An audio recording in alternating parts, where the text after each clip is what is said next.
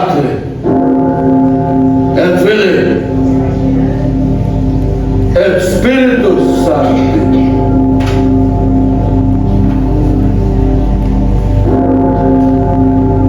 Amen. Amen, Evangelio.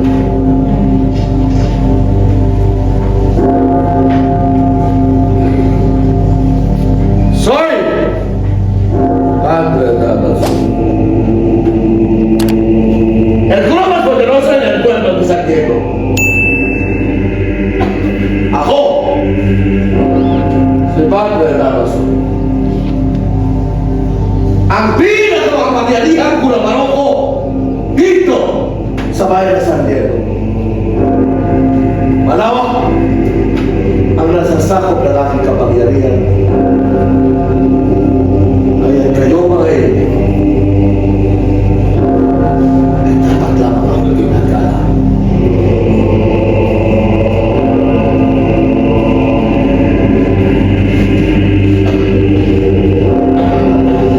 Wala na niniwala.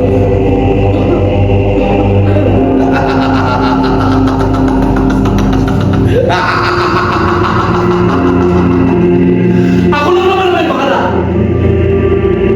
Nag-istruktura ng pangalang ginagawa.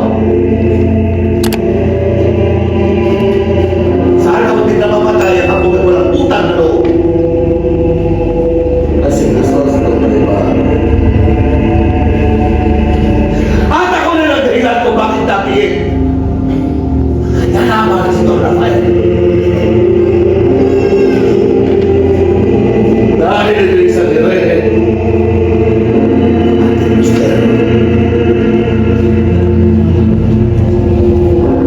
Kawan Don Rafael na patay na lamang sa kainitan ng walang kanaman.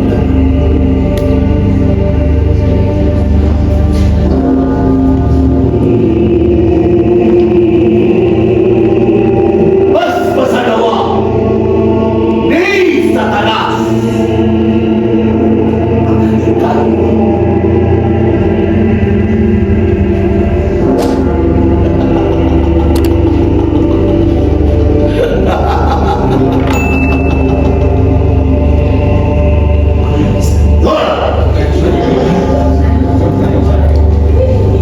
Senyor, huwag ka mag-alala. Gusto lamang magpasalamat ang kulang sa iyong pinagalang tinola sa seminaryo na nakaraan. Napakasarap na iyong tinola. Senyor, ano po sa nabusog ang kulang? Sa susunod ay nagsagal ang parte ng yan! Yan ang gusto.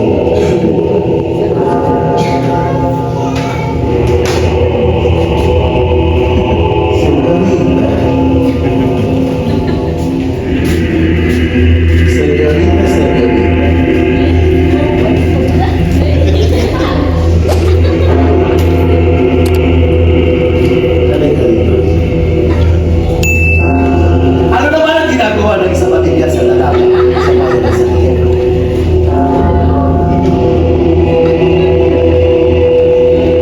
May nagkami sa kanyang hindi.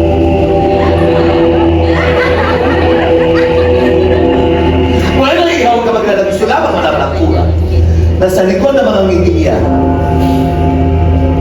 ay kuyo sana na lang kung paano nagbubukas ang pintuan ng langit.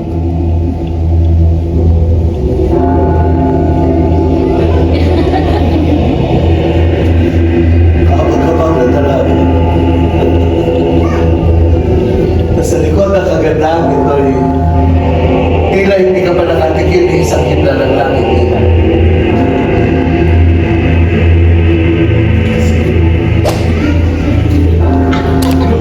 Kung ikaw ay may nobyo palitan, dahil masilbesa ko. Ang pintuan ng langit pangingin ay nagbubukas. Sa tuwing kayo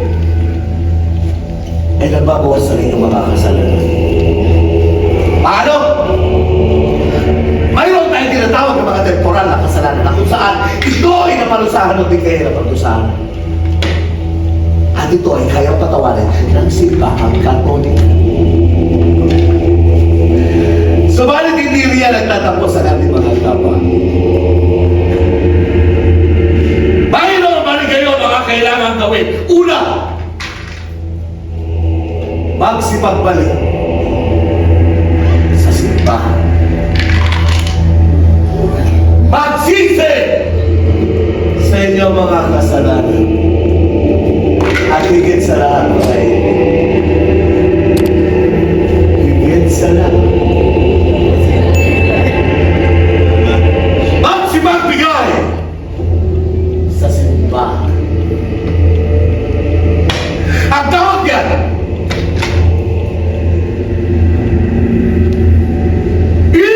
indulhensya.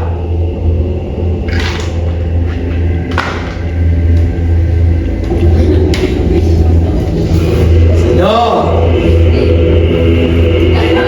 hindi ko gusto ang bitin mo. Halika rito, sa bahay mo.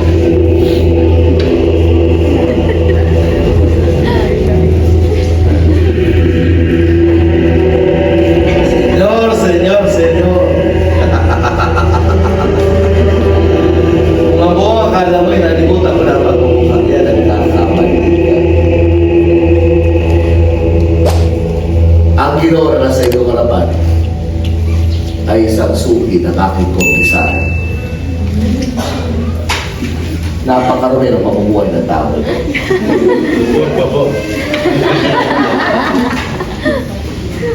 At saan ka naman natin drawing ng Espanyol? El Espanyol is solo para kayo, nagkakita nivel. Ang Espanyol ay para lamang sa mata sa uli ng tao kung gaya ko, hindi sa mga Indio ang kaya mo. Bueno! Magkamagalala, gusto lamang malaman ang kurang iyong kandaan sa kabila ng lahat. Senyor, kung saan sakaling dumating ang takdang araw ng ating pagbubuko, na naisip mo kaya na ikaw ay sunduin at makakapili ang ating idolo na si San Pedro.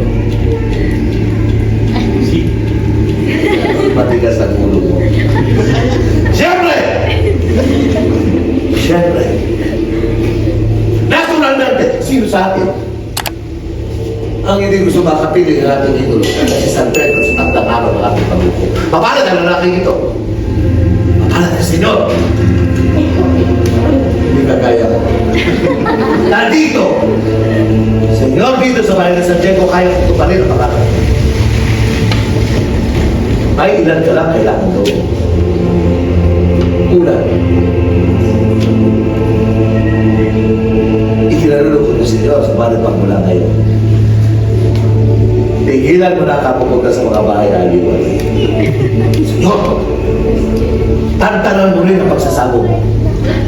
Ang pantaya mo sa sabog. Kaya talaga.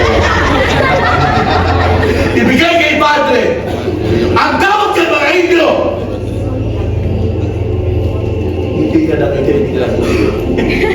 Indulhensya! Sige. Masyado ka maraming sinasabi. Ako!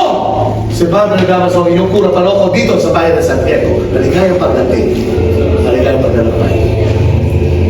Hasta la vista. Isa ka pa maingay ka.